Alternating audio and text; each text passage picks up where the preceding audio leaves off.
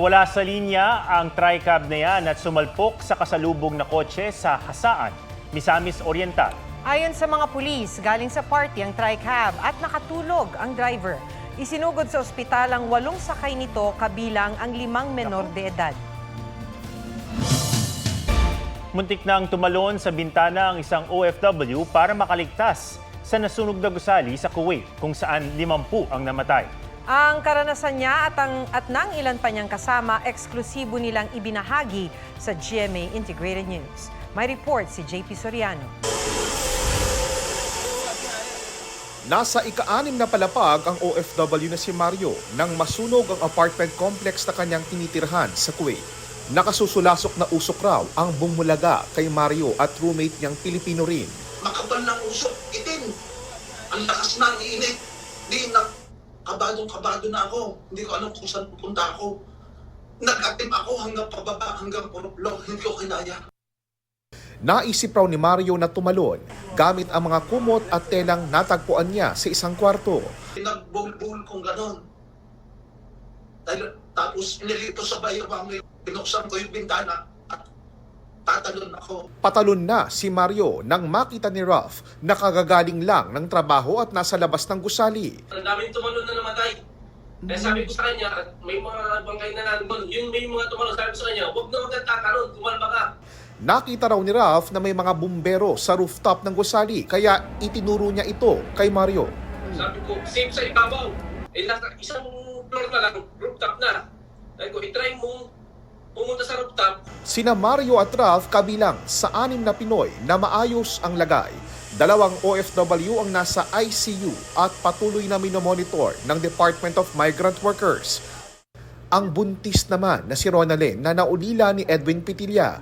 Ka-video call pa ang kasintahan sa gitna ng sunog. Nakalock is yung fire exit. Hindi kasi daw agad-agad mabubuksan yun hanggat hindi pinupukpok ng martilyo. Sumisigaw na sila nang nahihirapan sila huminga. Tapos wala sila sa linya na parang naririnig ko na lang yung hikahos. Masakit kasi.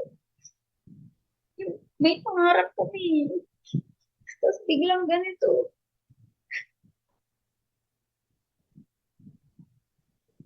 Masaya pa siya na gusto niya makita yung baby niya. Wala.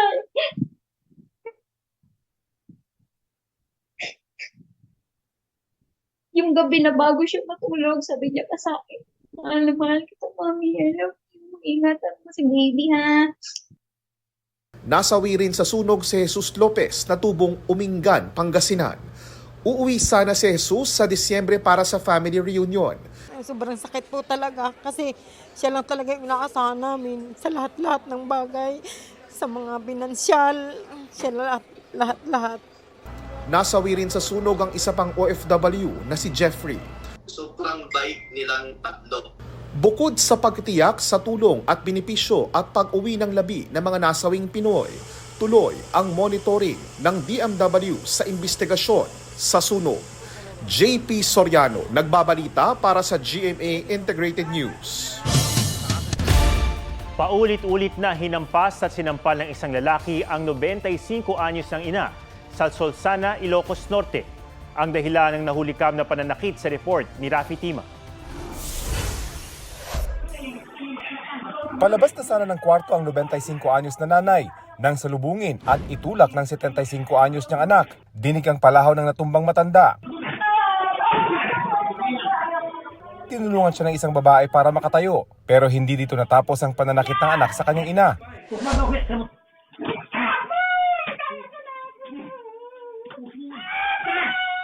Sa loob ng kwarto, nakahiga na ang matanda habang paulit-ulit na hinahampas ng galit na galit pa ring anak.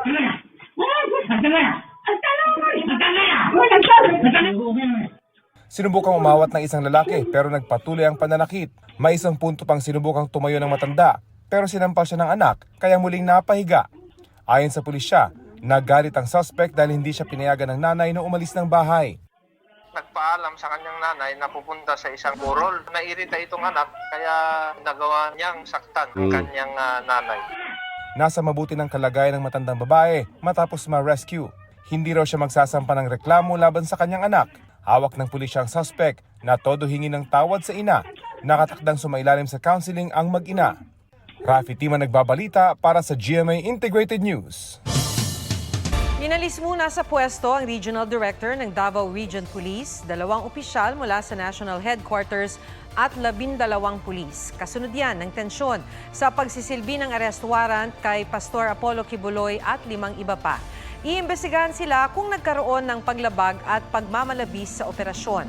Kabilang sa mga kumekwestiyon sa raid ng PNP si dating Pangulong Rodrigo Duterte na administrator ngayon ng mga ari-arian ng Kingdom of Jesus Christ. Pero giit ng PNP, nakabatay sa sitwasyon sa ground ang pagpapatupad ng warrant of arrest. Nararapat lang din daw ang bilang ng mga pulis na kanilang dineploy, lalo't high profile ang subject ng warrant. Si Police Brigadier General Nicolas Torre na dating Quezon City Police Chief muna ang magiging direktor ng Davao Region Police.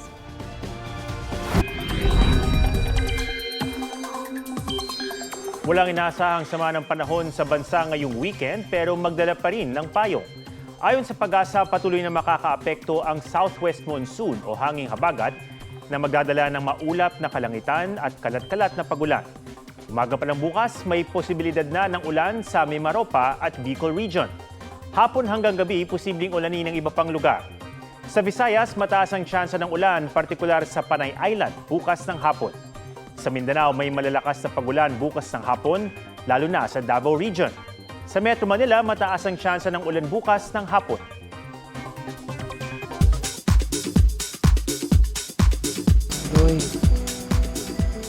Sa My Guardian Alien, sa gitna ng tila pamamaalam ni Grace dahil sa nalalapit niyang pagbabalik sa kanyang planeta. I want you to be my wife. Carlos biglang nag-propose.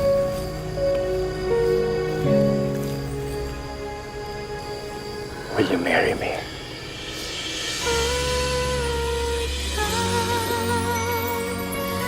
Ayaw daw niya palagpasin yung pagkakataon na nagmahal uli siya. Masakit kasi nangyari kay Carlos nung nawala yung asawa niya bago naging si Grace.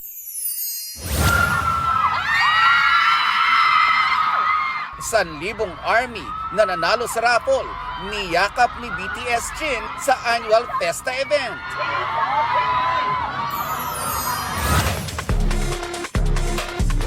Tila snippet sa bagong music ni Lisa ng Blackpink, tampok sa pangalawa niyang TikTok entry.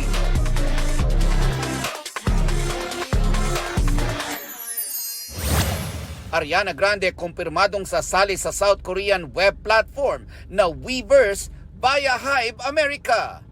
Nelson Canlas nagbabalita para sa GMA Integrated News. Kritikal ang lagay ng isang babaeng estudyante matapos mabagsakan ng debris mula sa bell tower ng simbahan sa Ormoc City. Base sa investigasyon, nahulog ang konkretong dekorasyon mula sa tuktok ng tore. Lumusot ito sa kisame at tumama sa ulo ng biktima na nooy nakatayo sa entrada. Nawala ng malay ang babae na nagtamo ng malaking sugat sa ulo. Naoperahan na ang biktima at sasagutin daw ng simbahan ang lahat ng gastusin sa pagpapagamot. Isinara muna sa publiko ang bahagi ng simbahan kung saan nangyari ang insidente.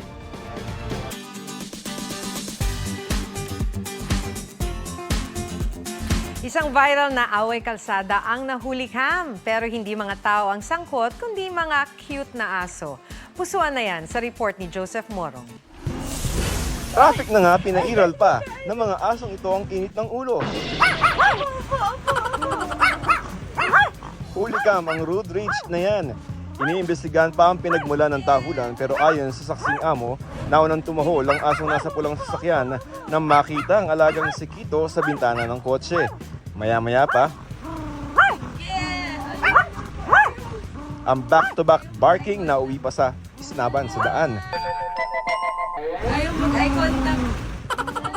Idinulog ni Kimberly Ann Custodio sa asosasyon ng mga park expert as in netizens ang reklamo lalo na tila ayaw raw paareglo nitong isa pang aso.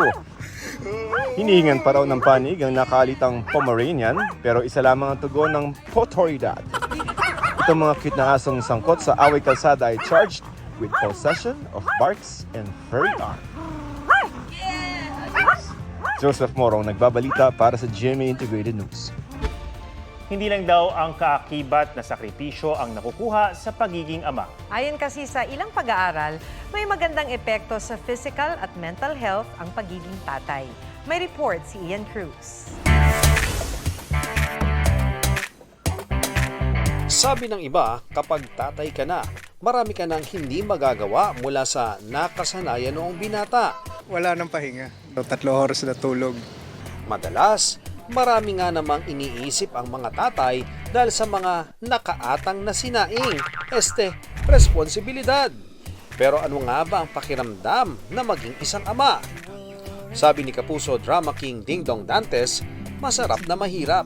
Mas naunawaan ko yung sacrifices ng pagiging isang ama ng nagpalaki sa akin, yung aking father, di ba? At saka mas naintindihan ko na kung gaano siya kahirap pero kung gaano rin kasarap. Ganyan din halos ang sabi ng ilang nakausap naming mga tatay. Masarap. Mahirap din. Kinakaya natin dahil sa mga anak lang po. Dobleng hirap ng magulang. Pagkasama mo pamilya mo, masarap. Natatabunan na yung hirap. Pero alam niyo bang marami raw benepisyo kapag naging tatay ka na? Sa ilang pag-aaral, ang pagiging isang ama may good effect daw sa physical at mental health nila. Gaya halimbawa ng pag-improve ng kanilang diet at exercise.